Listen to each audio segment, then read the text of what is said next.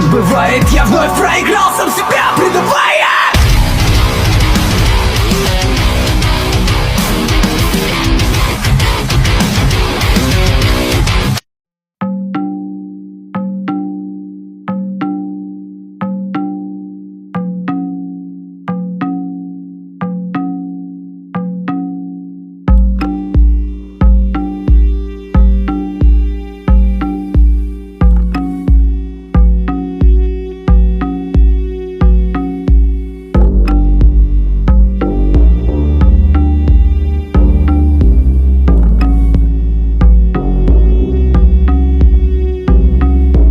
Selamat datang di channel Cerita Simbah.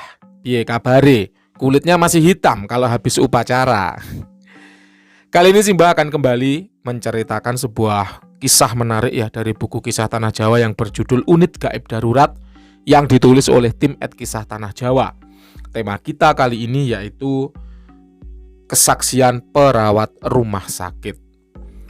Jin penghuni kamar mayat menyiksaku dan melakukan hal-hal yang buruk kepadaku. Wow, ini ngeri ya tema kita kali ini.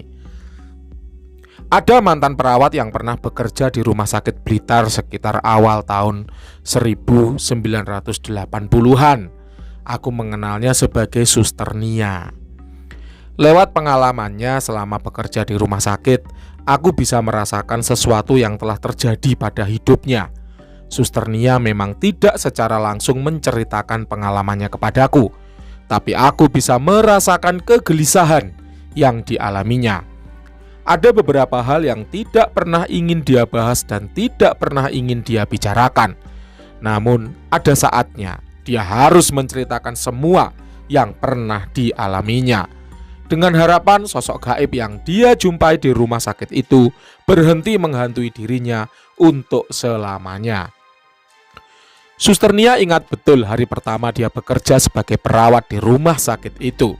Dulu, rumah sakit itu terasa sangat besar dan kokoh, dengan pohon beringin yang hingga kini masih berdiri tegak di depan gerbang.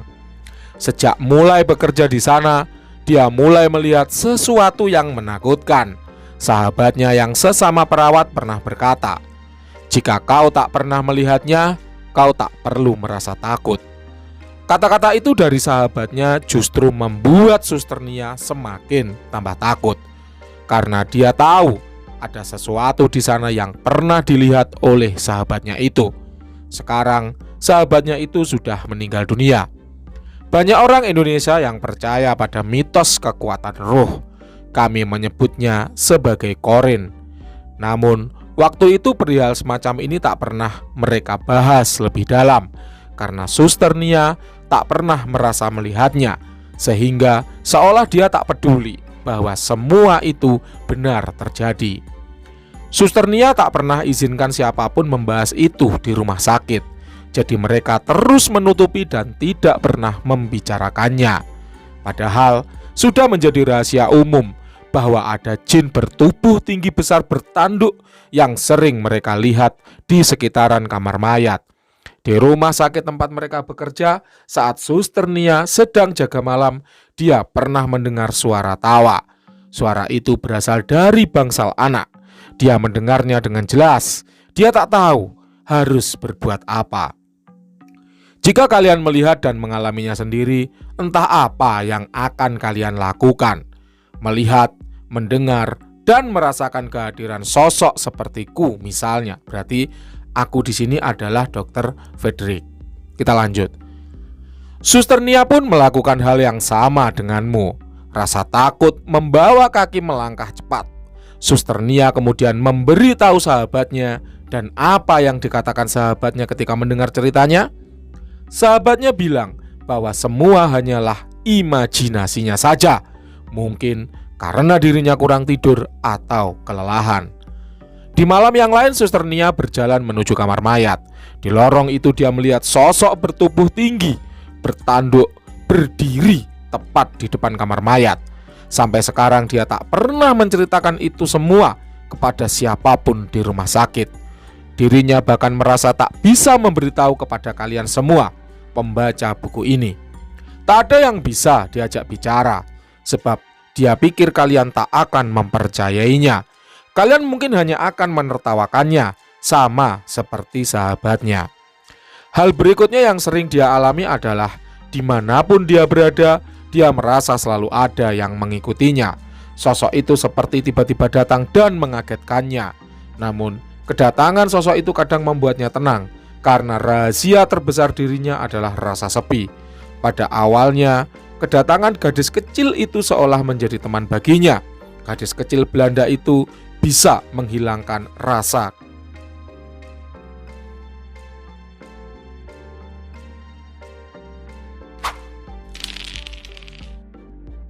kesepiannya. Aku terkadang melihat gadis Belanda itu sedang bersamanya. Gadis kecil itu bilang bahwa semuanya akan baik-baik saja, tidak ada yang perlu dikhawatirkan. Aku mengenal dekat gadis Belanda itu sejak dirinya masih hidup, hingga akhirnya menjadi teman bermain MW. Sebenarnya, aku sungguh tidak percaya pada semua ucapannya. Aku bersikeras untuk terus mengikuti kemana gadis kecil itu pergi. Meski tak selamanya aku bisa mengawasinya, karena gadis kecil itu bisa pergi menghilang dengan seketika. Aku tak bisa mencegahnya, tapi aku bisa merasakan apa yang sedang dilakukannya. Sampai kemudian Suster Nia sedang berada di kamar rawat inap untuk mengecek kondisi pasien. Gadis kecil itu membuat kekacauan kecil, seperti menjatuhkan barang-barang yang ada di atas meja. Beruntung, pasien di sana yang sedang tertidur tidak mendengarnya. Hanya Suster Nia yang bisa melihat gadis kecil itu. Terakhir, yang dia lihat, gadis kecil itu sedang menggambar di tembok selasar rumah sakit. Menggambar suasana kekacauan yang terjadi saat pesta ulang tahunnya. Nih, pesta ulang tahunnya sudah Simbah ceritakan di beberapa episode sebelumnya. Pernah ada kejadian menghebohkan yang melibatkan gadis kecil itu, yaitu ketika ada seorang bocah laki-laki yang sebaya dengannya. Kira-kira usianya sekitar 8 tahun. Bocah itu sedang asik bermain bola di lorong rumah sakit. Kemudian ditendangnya bola itu jatuh hingga mendekati sumur. Tiba-tiba gadis kecil itu lalu datang dan mengambil bola miliknya. Gadis kecil itu memasukkan bolanya ke dalam sumur. Bocah laki-laki itu kemudian berlari untuk mengambil bolanya.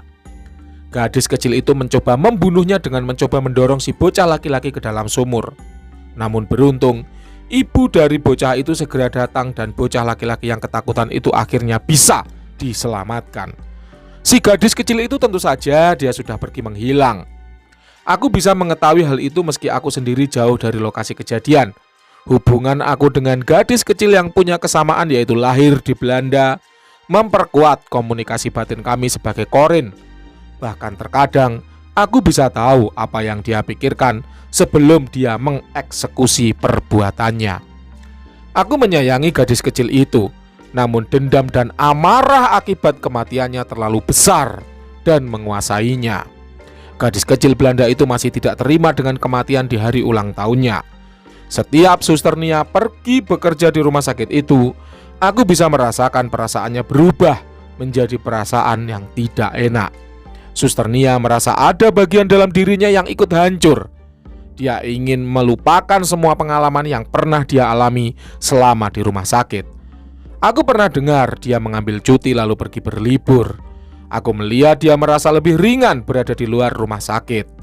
Ada perasaan yang membuatnya merasa bebas dari sosok yang mencoba mengganggunya. Namun, setelah cuti selesai dan kembali masuk bekerja, perasaan yang tidak enak itu kembali datang. Dia tahu gadis kecil itu terus bersamanya. Gadis kecil itu terus mengikutinya selama dia berada di rumah sakit. Selama Suster Nia bekerja di rumah sakit, dia merasa tidak bisa menjadi dirinya sendiri. Selama bertahun-tahun mereka mulai menyadari kisah-kisah yang pernah pasien ceritakan kepada suster memang benar adanya, tidak mengada-ngada dan sesuai dengan realita. Salah satunya adalah ketika cerita seorang pasien yang bersiap menunggu jemputan sebab dia akan pulang ke rumah setelah selesai dirawat. Pasien itu melihat seorang perawat perempuan yang memanggil-manggil namanya. Dengan kondisi setengah sadar, pasien itu mengikuti kemana perawat itu membawanya pergi. Menurut kesaksian pasien lain, perawat itu membawanya ke tempat yang berbahaya seperti berdiri di antara pembatas balkon rumah sakit. Namun, tiba-tiba perawat itu sudah berada di bawah bangunan dan menyuruhnya untuk melompat. "Melompatlah, nanti aku akan ikut mengantarmu pulang," kata perawat itu. Saat itu dirinya baru sadar kenapa dia bisa tiba-tiba berada di bawah. Dia mulai sadar ketika sosok perawat itu tiba-tiba di atas dengan cepat dengan wajah yang memelah sedih dan pucat.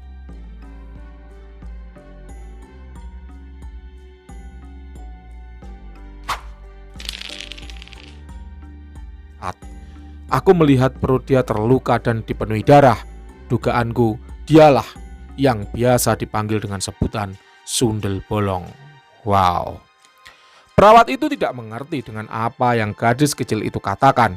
Lalu gadis kecil itu menunjuk ke arah tangga. "Hitch is," gitu ya, dalam bahasa Belanda yang artinya dia. Suster Nia melihat sosok pria tinggi besar berkulit hitam dan bertanduk. Sosok itu menatapnya tajam.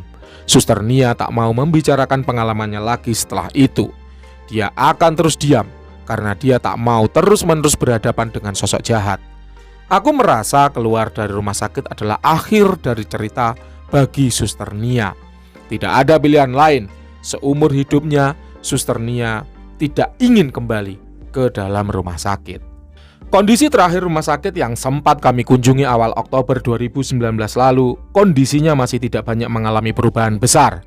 Bangunan depan sudah hancur rata dengan tanah, menyisakan satu pohon beringin tua yang tinggi besar di depan gerbang. Sumur tua menjadi pembatas antara bangunan di depan yang sudah rata itu dengan bangunan di belakangnya, yaitu bangsal. Bangsal dikelilingi semak belukar dan rumput-rumput liar yang sudah tumbuh tinggi. Di bawah bangsal melati terdapat bangsal anak untuk proses melahirkan. Juga adanya ruang operasi yang konon katanya sering terdengar ramai suara anak kecil yang menangis karena terluka, atau nyanyian Nina Bobok dan lagu selamat ulang tahun yang dinyanyikan dalam versi bahasa Belanda. Kadang terlihat juga penampakan seorang ibu yang sedang membawa anaknya. Menjelang maghrib kami baru masuk ke rumah sakit Blitar lewat pintu samping bangunan baru.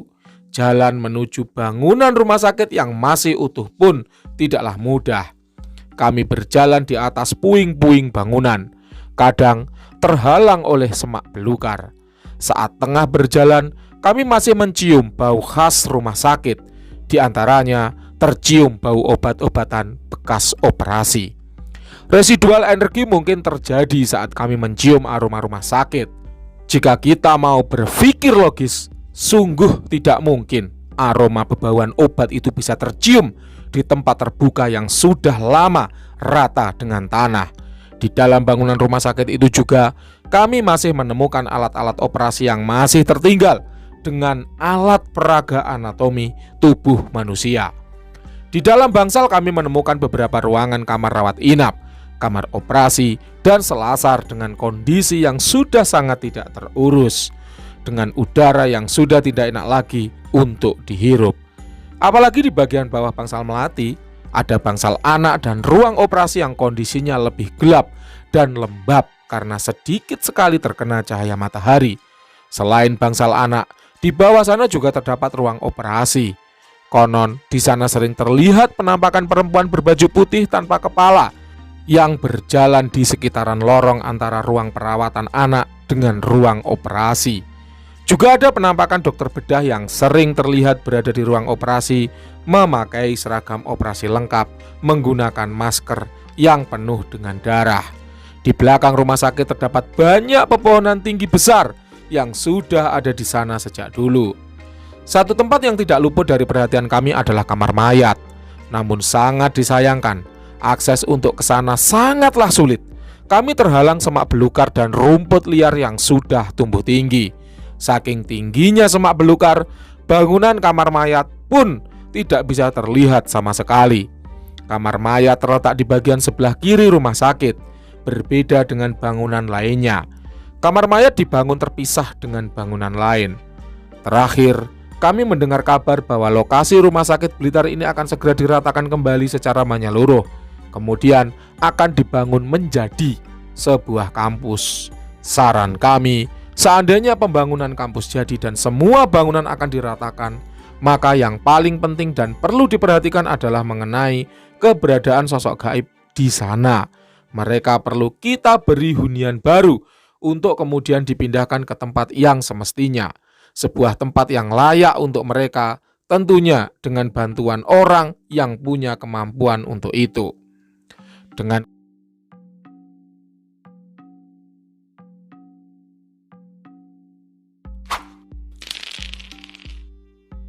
kata lain, ada upaya tindakan konservatif yang sama-sama menguntungkan kedua belah pihak. Sebab meski sudah berbeda alam, kita tetap harus menghormati keberadaan mereka agar mereka tidak balik mengusik kenyamanan kita. Ada bangunan atau bagian tertentu yang harus bertahan meski pembangunan sedang berlangsung. Pertama, yaitu sumur tua. Sumur ini adalah yang mengalirkan air ke seluruh ruangan di rumah sakit. Kita mengetahui bahwa air adalah sumber kehidupan. Oleh karenanya, sumur tua harus tetap dipertahankan.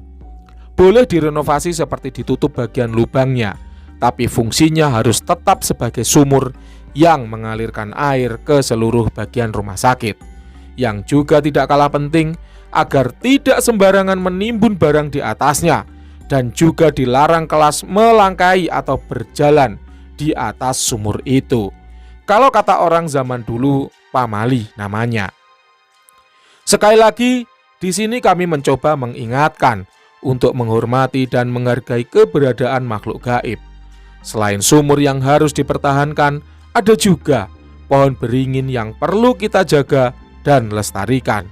Seperti yang sudah kita bahas sebelumnya, bahwa pohon beringin sering dijadikan tempat tinggal makhluk gaib. Sama halnya dengan sumur tua, jangan sampai menebang pohon sembarangan karena bisa fatal akibatnya. Ada tata cara menebang pohon yang harus dipatuhi. Kelihatannya memang sepele, tapi alangkah baiknya kita mematuhi aturan tersebut. Untuk tata caranya, kita bisa memilih satu dari dua pilihan. Ada selamatan atau kenduri, lalu ditutup dengan doa bersama. Kenduri misalnya bisa dilakukan dengan menyiapkan satu piring berisi nasi gurih, ayam, pisang emas, rokok, kopi pahit, air putih, kembang setaman, dupa, hio, dan lain-lain. Kemudian piring tersebut ditaruh tepat di bawah pohon beringin. Setelah itu, salah satu bagian dari pohon, misal rantingnya, dipotong duluan untuk dibuang di pantai terdekat. Sebelum ditebang, ada prosesi terakhir, yaitu doa bersama yang dipimpin oleh masyarakat atau tokoh agama setempat. Biasanya, sebelum prosesi penebangan, kita melakukan negosiasi pada sosok penunggu pohon untuk melakukan relokasi atau pemindahan sosok yang berada di sana. Bisa dari sosok itu yang meminta, atau diri kita sendiri yang mengajukan tempat relokasi. Dari semua tempat yang ada di rumah sakit, sumur tua nampaknya sangat pas untuk relokasi, seperti yang sudah terjadi sebelumnya. Sosok penunggu di bagian depan rumah sakit sudah direlokasi lebih dahulu ke sumur sebelum akhirnya bangunan depan dihancurkan rata dengan tanah. Tata cara tersebut penting untuk dilakukan, sebab seperti yang sudah kita bahas sebelumnya, pohon beringin selain sebagai penanda juga punya makna yang lebih luas. Salah satunya sebagai tempat berteduh. Bisa dibayangkan bagaimana jadinya jika ketidakadaan memiliki tempat berteduh. Artinya, berteduh di sini tidak berlaku bagi kita saja sebagai manusia, tapi juga berlaku bagi mereka, sosok-sosok gaib penunggu pohon beringin dan rumah sakit. Maka dari itulah, alangkah baiknya meminta izin untuk menebang atau membangun sebuah bangunan sebelum relokasi.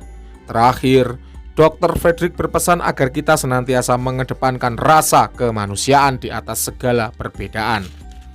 Selalu punya hati yang besar untuk menolong sesama tanpa melihat perbedaan yang ada, seperti status sosial, pandangan politik, dan sebagainya. Selalu mencintai pekerjaan dengan sepenuh hati dan penuh tanggung jawab, juga rasa belas kasih yang besar. Terima kasih Dr. Frederick atas pesan yang telah disampaikan. Simbah merasa belum mencintai pekerjaan dengan baik ya, karena nyatanya sebagai abdi negara, Simbah masih sering meninggalkannya untuk mengurusi bisnis di sana sini.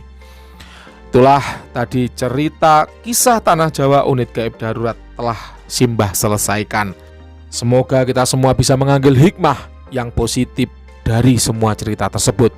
Terima kasih, tetap sehat, tetap semangat, sampai jumpa di channel Cerita Simbah berikutnya.